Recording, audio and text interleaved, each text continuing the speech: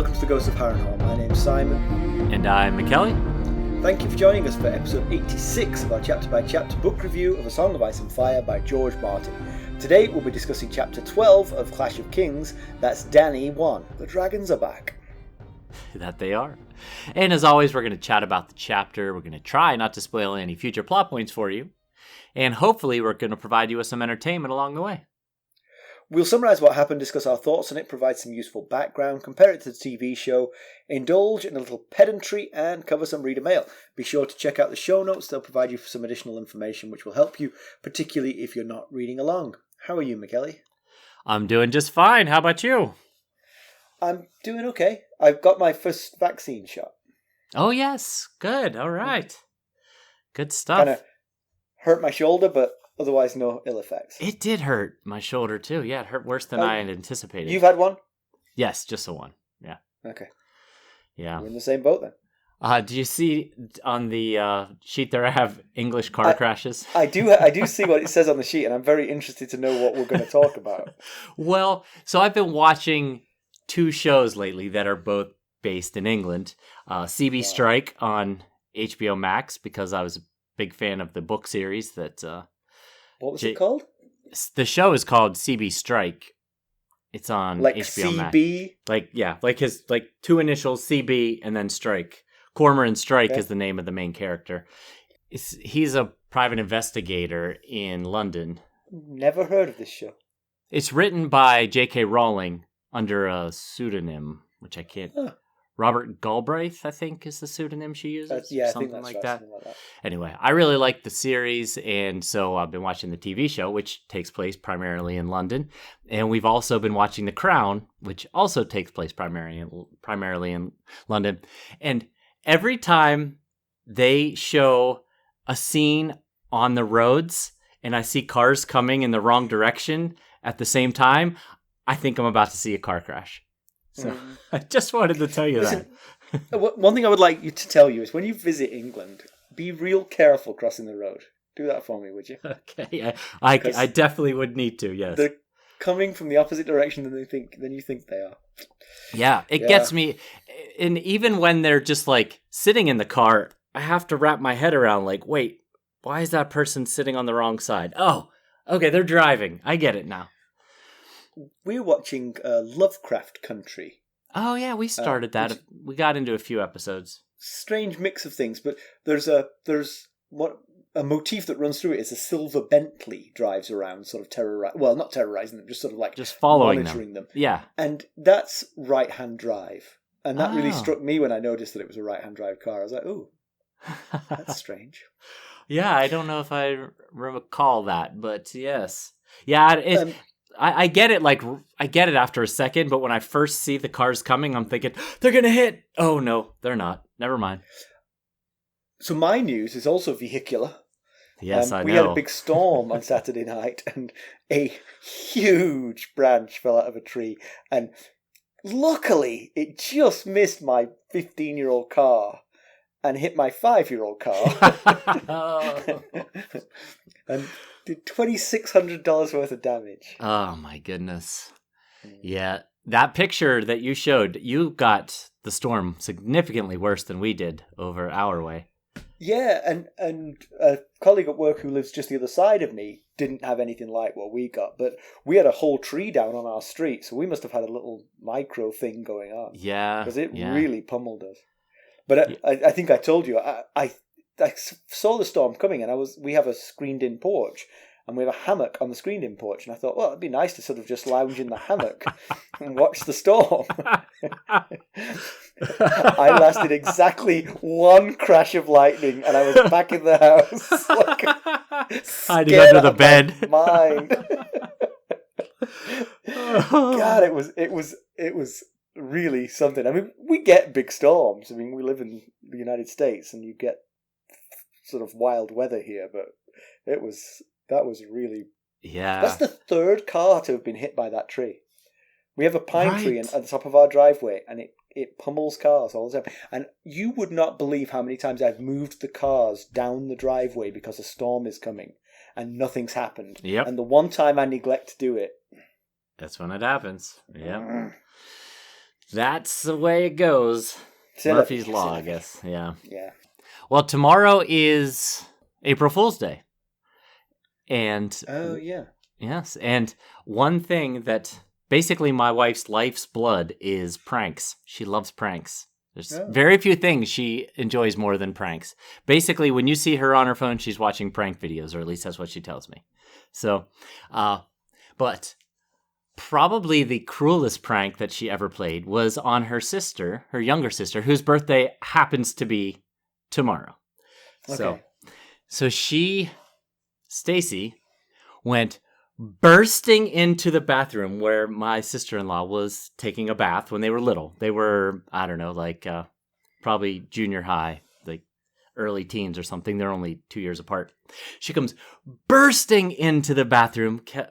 My sister-in-law is in the tub, and she says, "We won the lottery! We won the lottery! We're rich! We're rich!" And my sister-in-law, stark naked, jumps up out of the tub and starts jumping up and down and dancing naked in the tub. And she's like, "Get dressed, come downstairs quick. Mom and Dad, we're celebrating. We're going to have a party."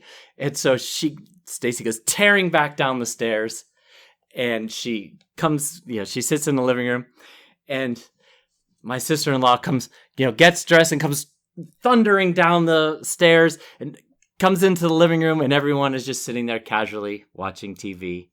And immediately she realized she had been punked. Yeah, that was one of the better ones. I don't know what to say to that. I mean, I've met Stacy, and she's a delightful lady, but I've always sensed there's a streak to her. But yes. Imagine what my sister-in-law was thinking in the interim. Like all the cars she was going to buy and all the clothes and houses she was going to buy. Anyway. It's like the one prank video that I always remember watching was the one where the guy shoots a half-court shot blindfolded. Oh, that's one of the best, yes. And the audience is in on it, and they pretend he made it. I love that. The best part about that is the audience do the yeah! And then he just goes berserk, of course, and then the audience realise what they've done. And that you can hear the guilt descend. They're like, "Oh, we shouldn't have done this. Whoops. That's not funny." Meanwhile, the guy's spinning round in circles on the floor. Anyway, we do have a long episode, so I guess we should get to it. Down to business. Where was Dany last time we saw her? It has been a while, because we're at chapter 12 and we haven't seen Dany this book. Nope. But last time we saw her, she was doing something quite memorable. Even I remember what Dany was doing last time we saw her. Drogo's Khalasar had disbanded and gone their separate ways, leaving Dany with only around 100 riders just south of the Dothraki Sea in the middle of Essos. And then she did the whole adding herself and her dragon eggs to Drogo's funeral pyre, leading to the hatching of the 3 baby dragons and her own miraculous survival. So why don't we give them a summary of this one? All right. Dany and her motley Khalasar need a direction. None seem great. North into the Dothraki Sea would see them destroyed by the first Khalasar that they encountered. Not even the lands south of the Dothraki Sea, the lands of the Lazarene, are safe. Even those peaceful shepherds could beat Dany's meager forces. West, down the Skahazadhan River, toward the port cities of Yunkai, Meereen, and Astapor, would be the easiest route, but a large portion of Drogo's Khalasar went that way under newly minted Khal Pono, and she definitely needs to avoid them. The comet seems to point southeast to the desert known as the Red Waste, so Dany chooses to see the conjunction of necessity and omen as auspicious, and they head that way. Crossing the desert is about as miserable as you would expect. People die, horses get eaten. Doreah, the handmaiden, dies. Dany's milk dries up, so she weans the dragons onto cooked horse flesh. They don't eat raw meat. They cook it. They're dragons. Why would dragons and humans. Mm-hmm. She names the 3 dragons, and each day a different one gets to ride on her shoulder while the other 2 are caged. When it seems that all is lost, Outriders report that they have found a city. They approach and find that the place is abandoned and desolate. The Dothraki, so brave in battle, and so fearful in just about everything else, want to avoid the ghosts, but Dany wants a roof. Within, they find clean water wells, fruit trees, and enough grass to restore the horses, and some much-needed respite. The Khalasar takes a breather in what they dub Vase Toloro, the City of Bones. Dany gets a sand bath from her remaining handmaids. Her hair is beginning to grow back. Sir Jorah, perhaps sensing bath time, pays a visit. Dany, wrapped only in her white lion skin, asks Jorah for his story. He was married twice, once to a Glover of Deepwood Mott. This was an arranged marriage. She died in childbirth to a stillborn child. And then, when he was a lord of Bear Island, to Lynesse Hightower of Oldtown. It was to keep her in the manner she'd become accustomed to that he transgressed and lost favour with Ned Stark, fled Westeros with Lynesse, and lost her to a rich merchant while Jorah was selling his sword. Dany is moved by his story and asks if he hates Lynesse now. He replies that he hates and loves her in equal measure, and adds that she looked a lot like Dany. Having dropped that little bombshell, he withdraws, leaving Dany to interpret the message. She comes to the conclusion that he loves her as a man loves a woman, not as a knight loves his queen. Dany tries to fantasize about Ser Jorah, but it's no good. He keeps morphing into Drogo. She believes herself barren, as Mirri Maz Duur told her, so wonders why any man would want her, but also wonders how any future man could compare to Drogo. Next day, Dany sends her 3 blood riders out with spare horses and lots of water to scout ahead, southeast, south and southwest. She doesn't want to risk the desert again without knowing there is a place to arrive at. First back is Roccaro, who went due south and fairly quickly hit the sea. No signs of habitation or life. Next to return is Argo. He found a couple more abandoned cities, but none of them any more worthwhile than where they currently rested. Last, after he'd almost been given up for dead, Drogo returns from the southeast. He'd found the city of Qarth and brought back 3 of its dignitaries who really, really want to meet those dragons. Really want to meet them. They traipsed across the Red Waste to meet them, so they must really want to meet them. Well, only a certain distance across the Red Waste. I mean, not like all the way across the Red Waste like the Khalasar did, you know. The one thing, just something that occurred to me as you were saying it was, Dany tries to fantasize about sort of like being with Ser Jorah, and she can't do it because he keeps morphing into Drogo. If I was Ser Jorah and I knew that that's what she thought, I would be like, I'm okay with that. That's fine. You can think about anybody else. I won't know anyway. Exactly. You can call me Drogo. I don't care. Just a point. Yep. I'm not proud. Sorry. So one thing I noticed is that plenty of people in this book are using that comet for their own ends. Pretty much, no matter what you want to say, you can say, well, the comet says it. Yes. Clearly the comet says that I should get a pay rise, boss. Dany thinks that the comet is, signifies her ascension to power. And of course, basically she just needs to join at the back of the line because pretty much everyone else has had the same thought about themselves, including Theon and Edmure Tully. So right. You can understand the new kings thinking that, but Theon and Edmure Tully, that's... and Hot something. Pie, obviously. And, yes. Oh. Now, we, as Simon mentioned earlier, we haven't seen Dany in a while. It was actually the last chapter of Game of Thrones was the last time we saw her. And in that chapter, we did a background on the Red Waste. So just a quick reminder, we mentioned that there are several ruined cities, like I think it was Argo found.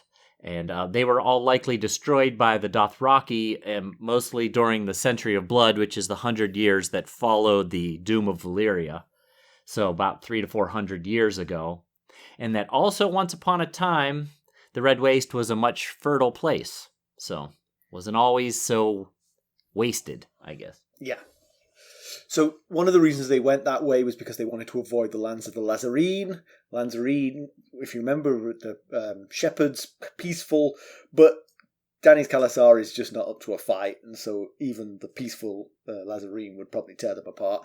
And with good reason, because it was Khal Drogo's Khalasar that killed and enslaved many of their people. Yes, that's where they met Mirri Maz Duur, and things really went downhill for Khal Drogo after that. Yes, quite.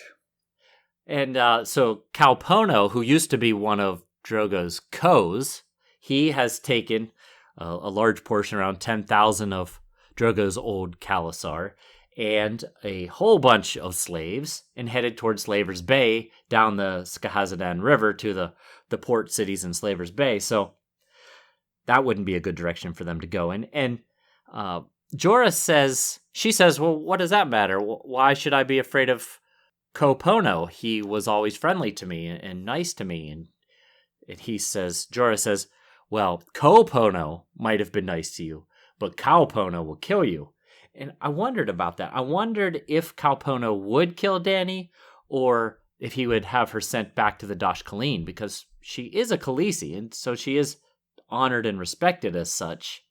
So it depends on if he feels like she's now overstepped her boundaries. Exactly. That's what I was going to say. She's not abiding by the terms of her Khaleesi-ness, and so she forfeited the right to a quiet retirement in Vaes Dothrak. Right. Yeah, that could be. That definitely could be. And plus, she's got dragons that he's going to want. Yes. If she didn't have dragons, he might be like, no, really, off to Vaes Dothrak with you. But slap her on the wrist. Like, yeah.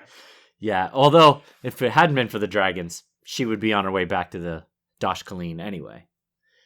True. Because they weren't sticking around to be part of her Khalasar without them. Yeah. Yeah, because it really is a losing proposition right now, this Khalasar. While these dragons are just little babies that are completely vulnerable, this is a seriously weak force to have at your disposal. Yep. Not only could the Lazarene defeat them, probably the sheep that the Lazarene tend to could defeat them.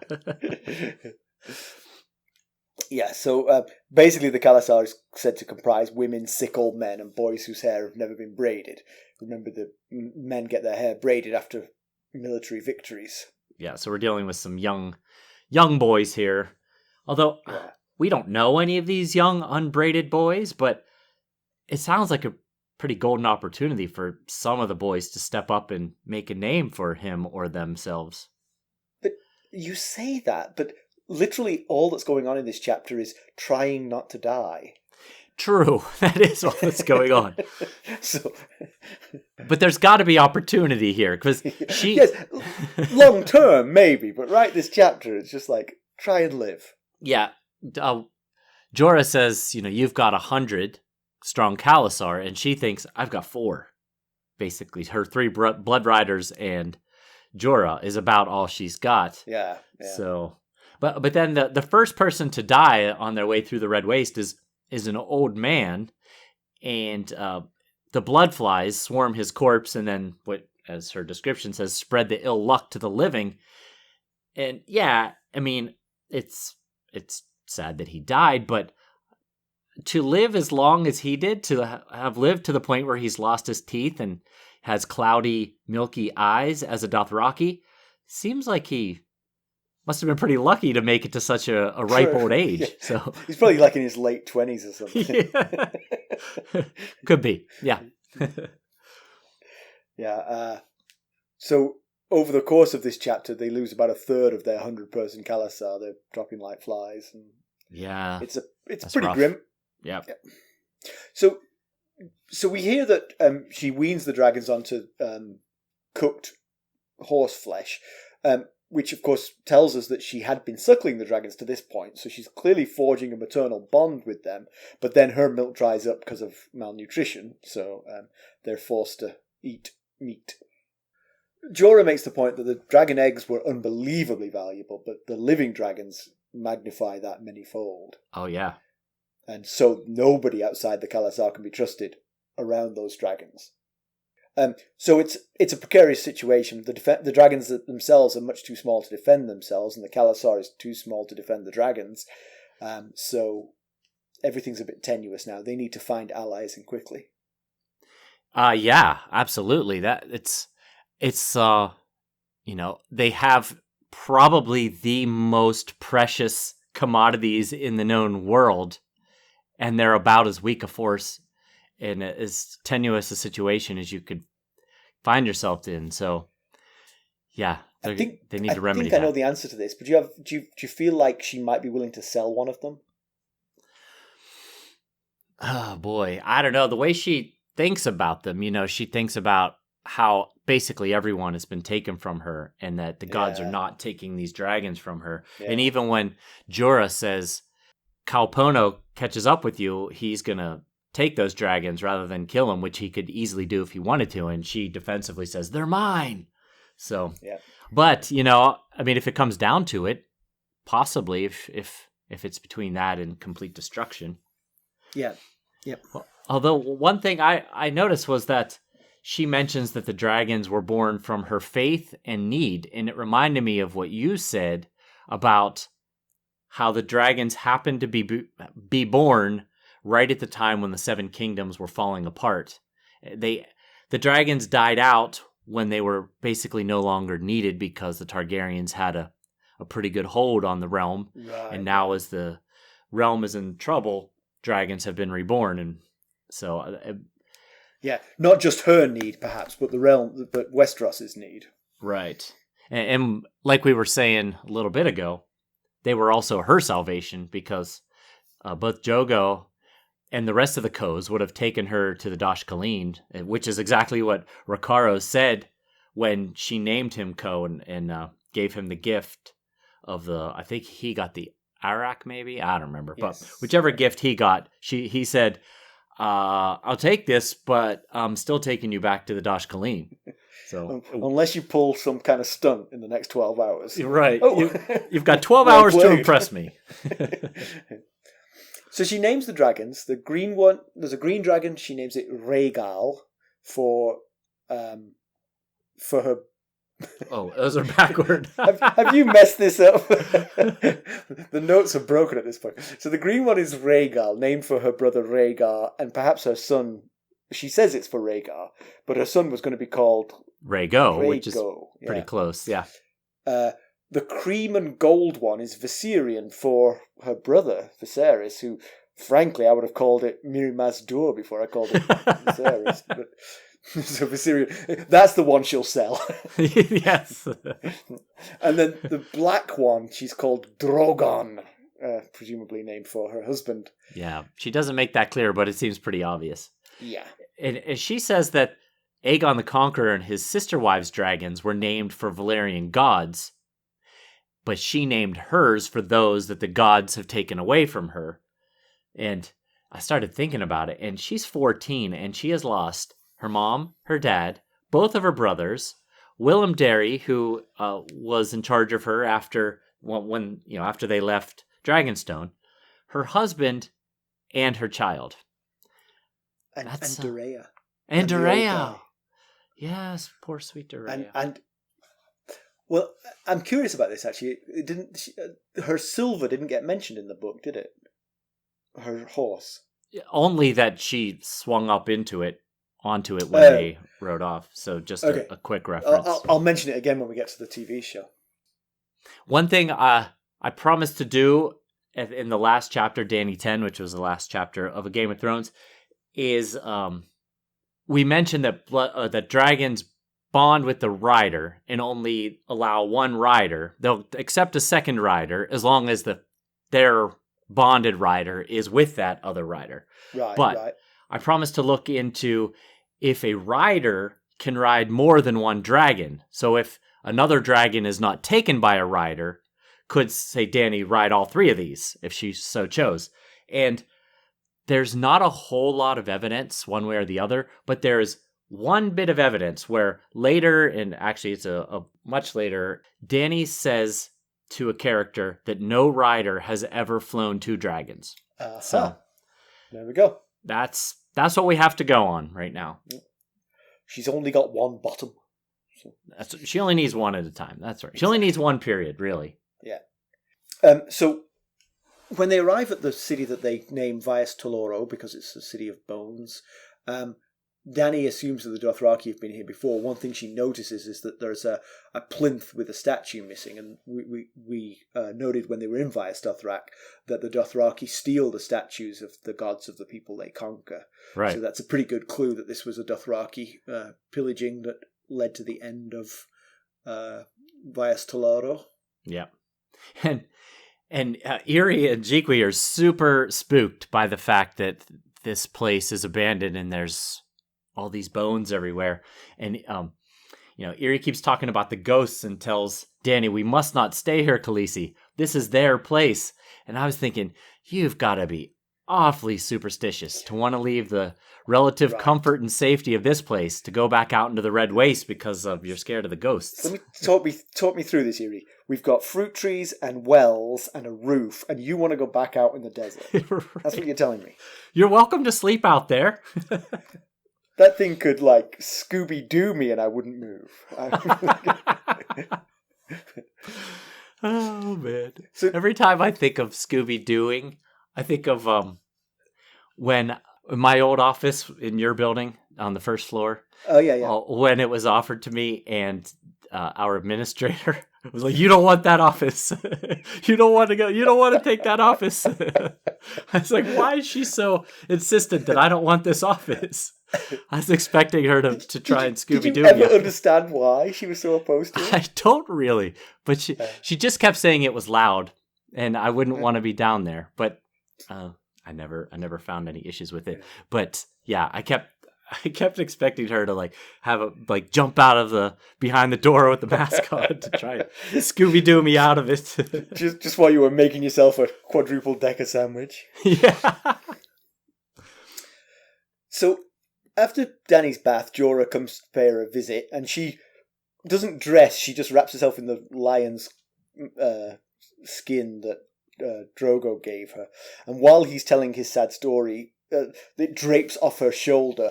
She's got to know what she's doing to this poor guy. I mean, he's clearly smitten with her. And anyway. But his story is very sad, and the fact that his wife looks like Dany just adds sort of a poignancy to it. I will say in passing that when he describes his first wife as a Glover from Deepwood Mart, right. I'm like, this is the only time in the whole canon of Westeros and Essos that we're ever going to have a chance to know the name of your first wife, and you skipped it. You didn't tell us what she was called. Yeah. Yeah. He refers to her as a plain-faced woman, and I thought, she's got to be quite the every person for her husband of 10 years to forget her name. She was a Glover, Deepwood Moss. Maybe. This Lynesse Hightower really blew his mind. I guess so. I was married before, right? Maybe third child, fourth? I don't remember. So he meets Lynesse Hightower at a tourney arranged in Lannisport to celebrate the victory over the Greyjoys in the Greyjoy Rebellion. Yeah. Jorah fought bravely alongside Robert and Ned and the others to defeat them at Pike. And so a tourney was held, and at the tourney he met Lynesse Hightower, and she was very beautiful, and he asked her for her favour, and he was amazed when he got it, and he wore it throughout, and despite admitting himself that he wasn't particularly good in tournaments, right. He was... Yeah. You don't think of Bear Island as being somewhere where you do a lot of jousting. It's more like wrestling with bears, Right. He did really well. I mean, he defeated a lot of people that we know are significantly good at fighting. Right. He beat Jason Mallister, Bronze Jon Royce, a pair of Freys, Sir Boris Blunt of the Kingsguard, Lyle Strongbore Crakehall, and even tied with Jaime Lannister in the final, which is really something. Right, so and he Jorah, got he won by King's decision. So right, either the king was annoyed with his wife at the moment and didn't want to reward Jaime, or maybe he out jousted him. Yeah, so it does show that Jorah is quite the swordsman, or at least quite the fighter. I mean, the fact that he's this good, even if he was particularly inspired that day by Lynesse Hightower. Right. It's good that he's got these kind of skills for Dany's future. Yeah, and now one thing we know, thanks to the Theon chapter last week, is that this was about 10 years ago, because we know that Theon has been gone from Iron Islands for 10 years, 10 years. So we can put a kind of a time frame with it. But I was thinking, as I was reading this part, he was on quite a roll. He was the new lord because his father had taken the black and he became the lord of Bear Island. He was newly a knight because he won his knighthood during the Greyjoy Rebellion. He won his first tournament, and he got a new wife. Yeah, replacing the one that was so forgettable he couldn't remember her first name. Exactly. Yeah. But a quick little thing about Lynesse and Jorah is that there is quite the age disparity. He says she was half my age, and he's pretty close. He is roughly around 35, and she is roughly around 18. So, So he's 45 now? Yes. Right. Mm-hmm. So the first problem there is that, by and large, 18-year-olds and 35-year-olds don't often have a great deal in common. So they were already facing an uphill battle there. But of course, Walder Frey would not see any issue with that. No. Jorah felt that she was way above him and also young and beautiful, so he wasn't expecting a yes when he asked for her hand. He was expecting a contemptuous refusal. And he was right. He should. he should have expected that, because when you take a look at her siblings, most of her siblings, the married ones anyway, have married significantly higher lords than Jorah.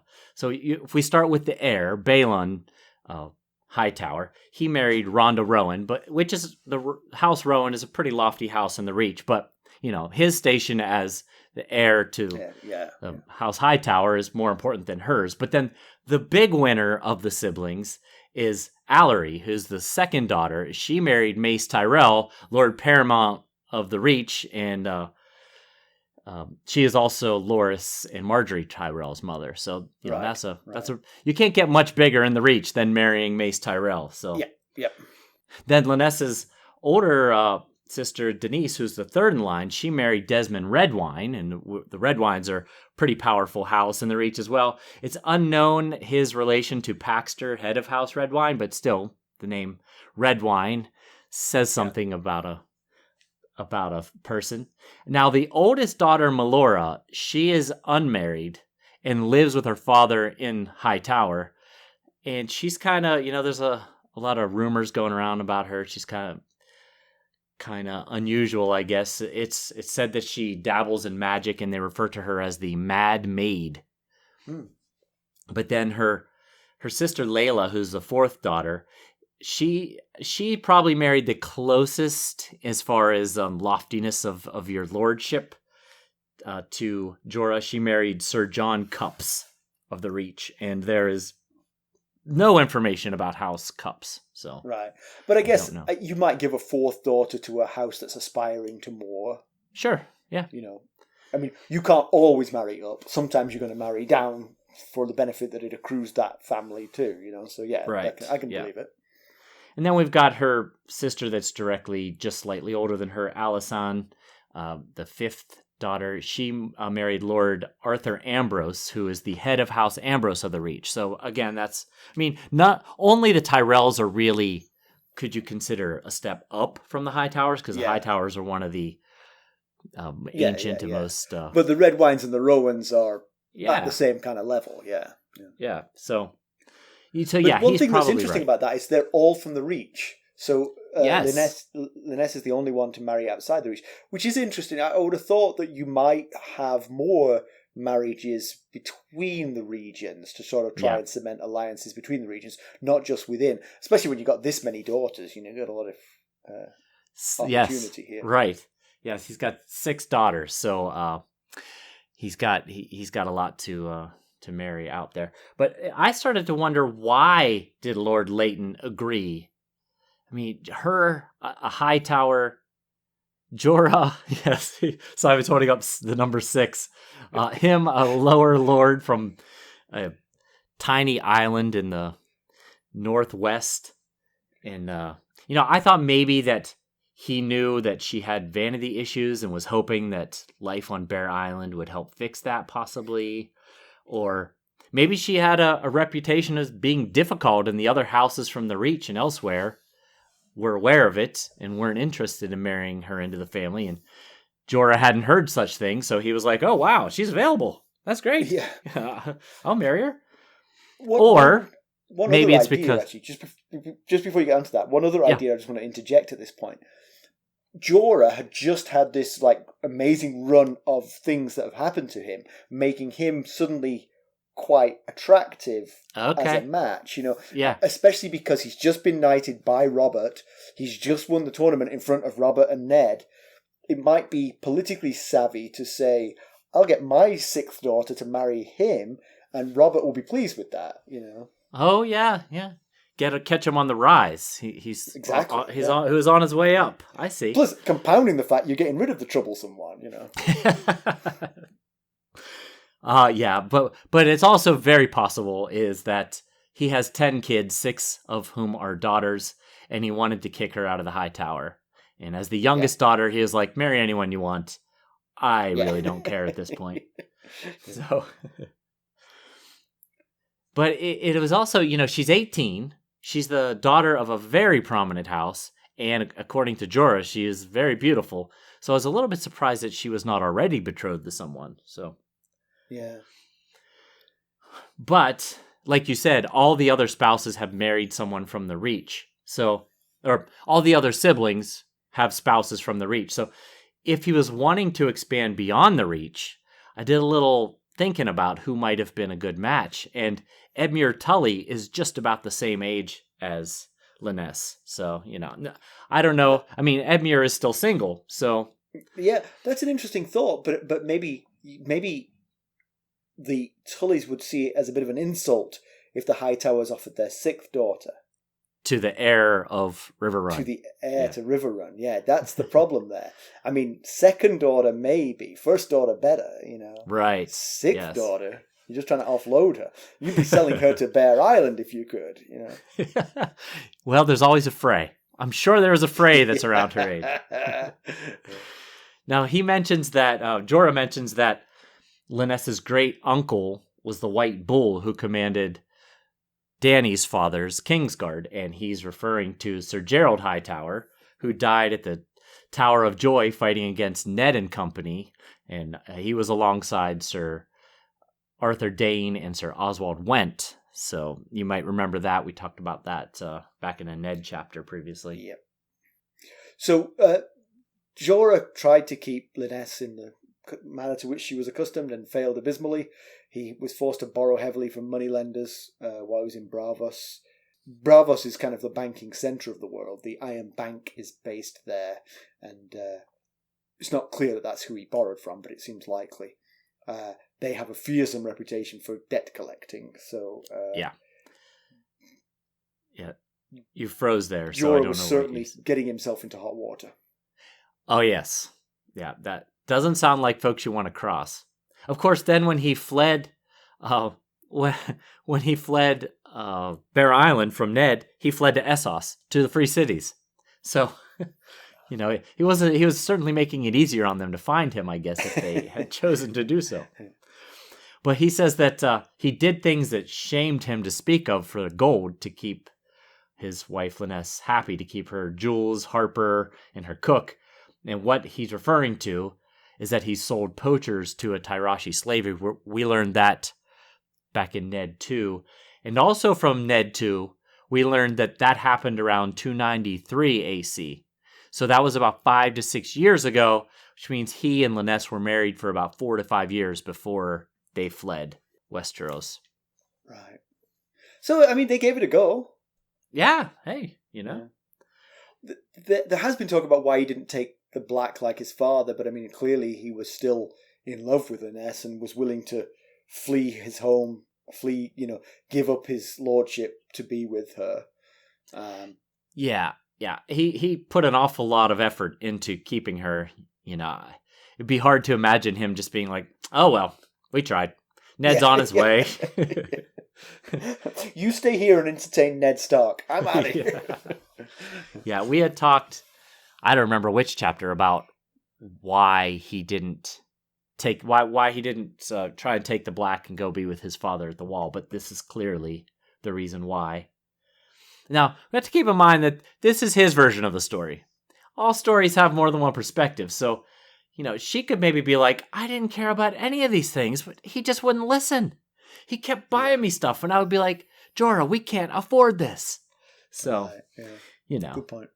So, as I mentioned, Dany's wearing her Hrakar skin after the wine poisoning attempt in the Western Market device. Dothraki Drogo returned with a carcass of a Hrakar, which is a white lion, and made her a cloak of the skin. That, of course, was the point at which, when Drogo learned of what the attempt on her life, he determined that they would go to Westeros. Yeah, he forgot about the Hrakar and was a little more focused on the murder attempt there. Yes. So then, it's at the end of this story, Dany asks Jorah, what did she look like? And he said, well, she looked a bit like you, Daenerys. And from that, she makes she comes to the realization that he is in love with her more than just, loving his queen as a knight, but loves her as a man loves a woman. And like Simon just said a little bit ago, he is now 45 and she is 14, which is the exact same age gap as my daughter and me. So to me, this is especially problematic and especially disturbing. So I like Jorah. I like to I like to think Jorah is a good guy, but that's I don't even know what more to say about that other than that, that's a problematic situation. Yeah. But to be fair, he's fallen for her. He isn't actively making any moves towards her. That's apart true. From perhaps dropping the occasional hint that she looks like the woman he loved. Yeah, she jumped immediately, thought, oh, he's in love with me. He didn't necessarily say anything overtly that, When you're young and pretty, you can make that assumption fairly often, so. And you're usually going to be right. Maybe that's why I'm so unaccustomed to it. Yeah. You're like, why would she assume that? Right. Mackelly, she's very different from you. Yes. Well, our haircuts are pretty similar. So Dany mentions that she's pretty sure she can't have kids, and so she's the last of the Targaryens, officially the end of the Targaryen line. There are no others in existence. Yeah, if she believes Miri Mazdar is the one that told her that. So, we've talked about this prophecy stuff as well as but if Miri Mazdar is correct and she can have kids, that could be a problem, because no matter what she accomplishes, it ends with her. So and what happens to these dragons? Dragons can live hundreds of years. She's not going to have any lineage to learn to ride and control these dragons, and you need Valyrian blood to be a dragon rider. There is heavy evidence of that. Yes. Right. Now, of course, there are other houses on Westeros with Valyrian blood.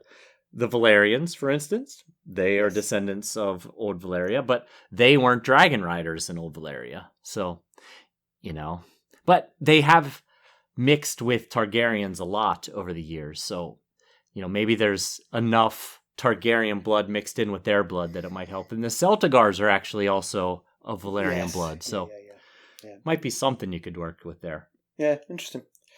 So the three Blood Riders head south, southwest, southeast. The first two are busts. But interestingly, this is a good point you've made here, Mackelly. I'm sorry I'm stealing your thunder here, but this is Mackelly's point. Drogo followed the comet, and he found Qarth. The comet was pointing in the right direction the whole time. This is why the comet's in the sky. It's for Drogo. It was for Drogo. That's what he was thinking when he came across Qarth. He was like, this comet is for me. So the citizens of Qarth want to see the dragons, but Jorah's words ought to ring alarm bells.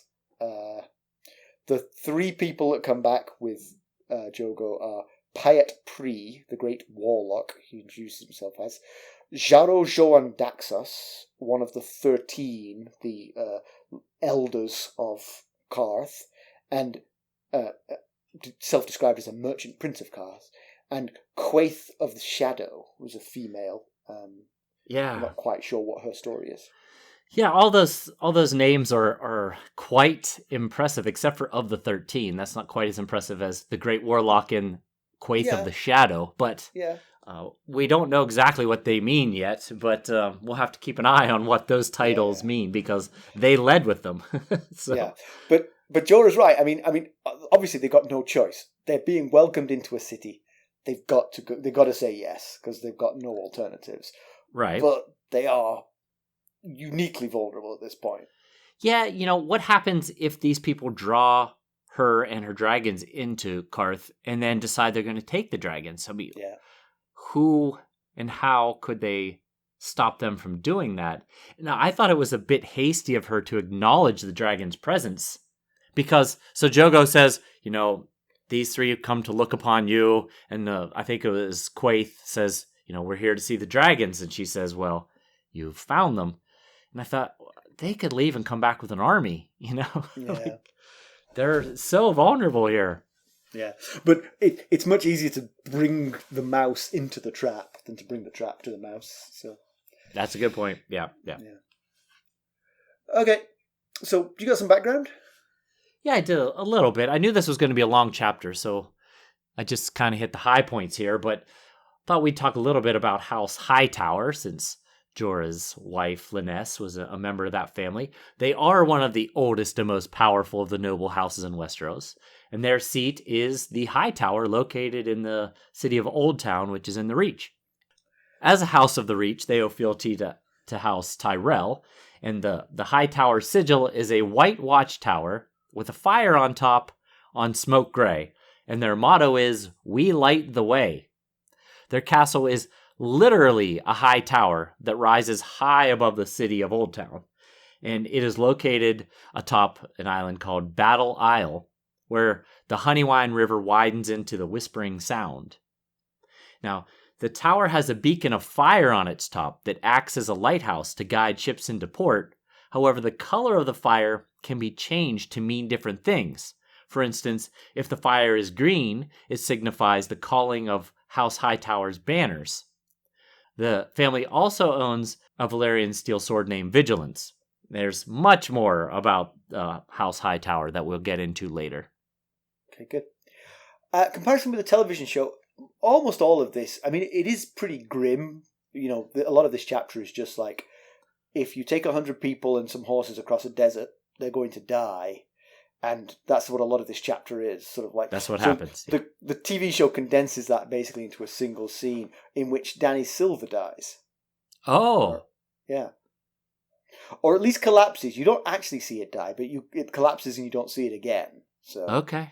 Presumed dead.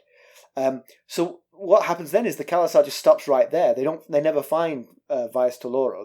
That's not in the show at all. She sends out the 3 Blood Riders from that point. They just they just sit in the desert waiting for them to come back. Rakaro returns minus his body. His head is in a satchel, and the horse is sent back. And Jorah supposes it was probably Cal Pono who found him and has sent them back. Wow. Decapitated. Okay. I didn't remember that at all. Iri or Jikwi, whichever one it was in love with Rakaro, is obviously stricken by this event. Okay. Then another Blood Rider, never named, let's call him Jogo, comes back on a fresh horse and says that he found Qarth 3 days' ride away and that they'll be welcomed. But he's on his own. Nobody from Qarth is with him. It's just him. Okay. But one thing that's slightly interesting about that is, so Dany has a slightly slow start to this book. She has a very slow start to the second season of the show. So everything I've just described there, that's the first 4 episodes of the season for Dany. Wow. She hardly anything. She's hardly in it at all. Yeah. Wow. 4 episodes just to get this. Yeah. She had basically the first half of the scene was in episode 2 and the second half was in episode 4. The scene where she sends out the Blood Riders is episode 2, and when they come back, it's episode 4. Oh, wow. Okay. Slow start. We'll see how it goes, though.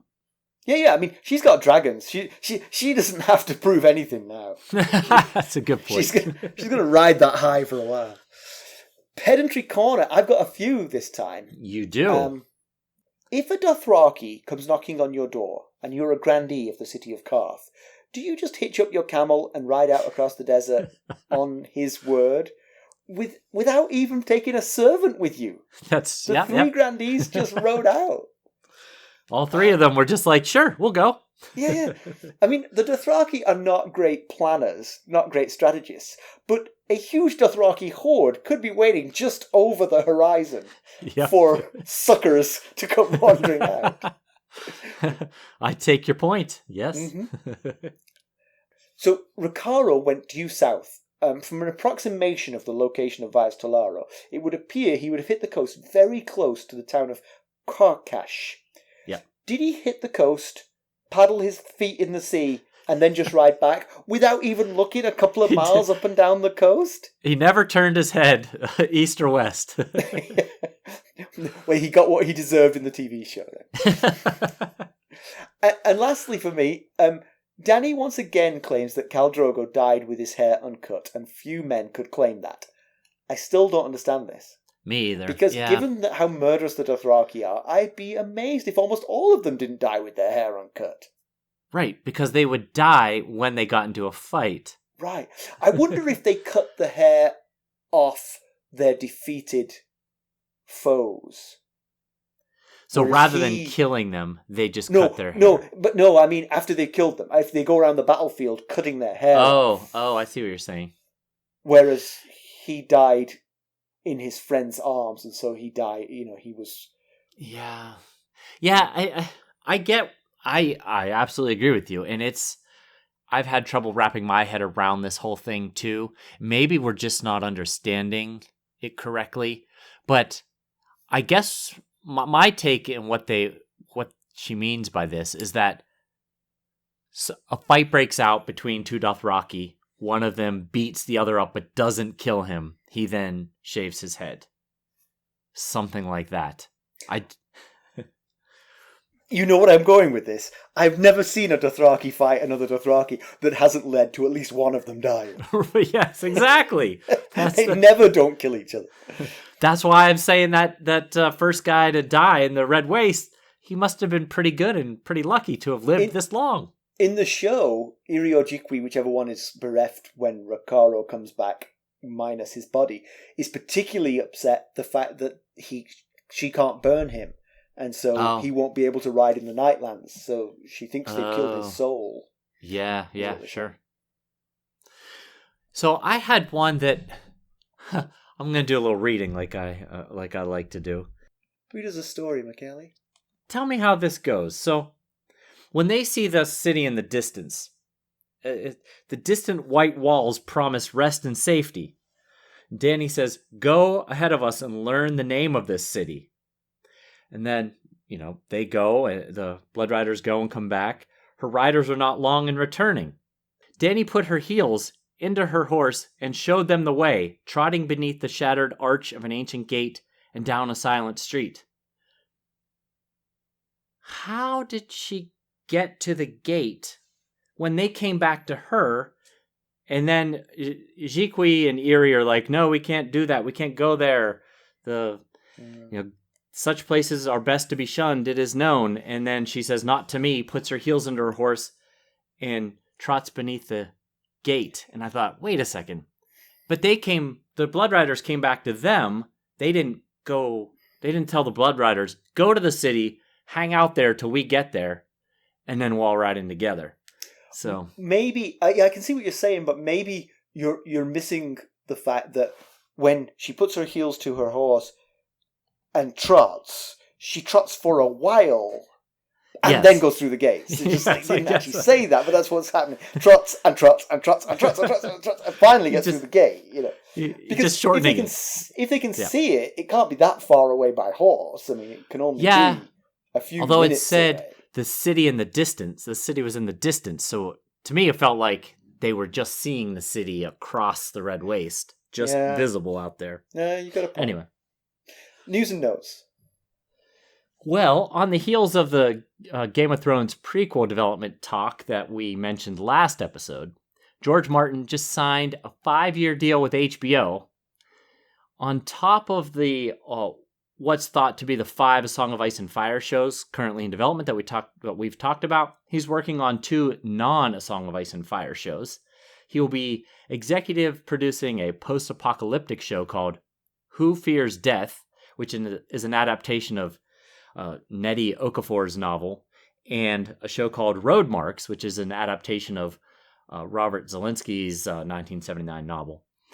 The deal with HBO is thought to be in the mid 8 figures. So basically, what do you mean by mid 8 figures? Like 50? I don't know. That's all it said is mid 8 figures. I figure it's probably about what we make on this show. Oh, that would be lose. Sorry. And he's not done. George Martin is also taking his talents to Broadway. He is writing a play about the tourney of Harrenhal that's expected to begin on Broadway in 2023. So, well, I read that one myself actually, and I was interested that that's what he would focus on, because one thing that I have learned from doing this podcast is how seminal that tournament is, how it is. Oh yeah, right. Fulcrum of the entire story is that tournament. Yeah. So it's kind of a good choice, because obviously you couldn't do the rest of it in one stage play. You'd be there for weeks. The intermissions would be days long. So basically, everything I just said, what that all means is that we're never getting Winds of Winter. Which I gotta say, if you paid me 8 figures to do pretty much anything, it would be hard to make me write another 2,000 pages of a book. I'd be like, what do I need to do that for? Yeah. I got all this money. We got a message from a listener named Sloan that we interact with fairly often, and she said basically the same thing I said, that we're never getting Winds of Winter now. So, but yeah, you're right. That eight figure salary will. It's hardly a spur to. You're right. They're not saying how hungry are you, George? Yeah, we're not going to pay you 8 figures to finish the story that you started a million years ago. Exactly. He's going to make tens of thousands off that. Meanwhile. Right. Yeah. Do you have a review? So I thought I'd do a short one because I knew this was going to be a long episode. So this review is from someone who called themselves Catelyn is the worst. And I'm guessing not a fan. Yeah. And this is on Apple Podcasts. The subject is great podcast. So right off the bat, I like it. If you have either a minor interest in the world of Ice and Fire or consider yourself an expert, this podcast is very enjoyable and insightful. Well, hurrah. Thank you. Thank you, Catelyn is the worst. Yes, thank you. Finally, before we wrap up here, just want to mention that we're having a lot of fun in our Discord server. Just today, we got a spoiler channel set up in there, and so we've been talking about all kinds of conspiracy theories and plot theories about Lord Varys. So that's been fun. Interesting. And so if you want to join that, the link is on both our show notes page and our main Ghosts of Harrenhal page. Yeah, we're having a lot of fun in there. Check it out. All right, so let's conclude. So Dany has further thinned her mighty herd. So she's down to about 66 now, it would appear. Yes. Plus 3 dragons. Right. Which someday will count for much more than that, but not at the moment. But the citizens of Qarth did send out dignitaries, not an army, so it does seem that she'll be afforded at least some respect. But how much trust she can give anyone when she owns something as valuable as dragons is hard to estimate. That's the issue. Jorah's right. Every greedy person in Essos is going to want those dragons for themselves. So she must tread very carefully here. And Dany thinks that Jorah might be in love with her because she's young and beautiful. Oh, the pains of being young and beautiful. Now, like I said, he didn't exactly proclaim his love, but as Simon pointed out, she probably picked up on such things much easier than I would. But it does look like their time in the Red Waste might be coming to an end soon. So thankfully, yes, because it was grim reading, so I'm happy for that to be over. Yeah. So as always, you can reach us at ghost.harrenhal@gmail.com, and you can follow us on Twitter at Ghosts Harrenhal. We're on Facebook, Instagram, YouTube, and now Discord. And if you wouldn't mind going out and leaving us a 5-star rate and or a really nice review, we certainly would appreciate that. And hey, we might read it right here in a future episode. Thanks for listening. Thanks. Bye. Bye.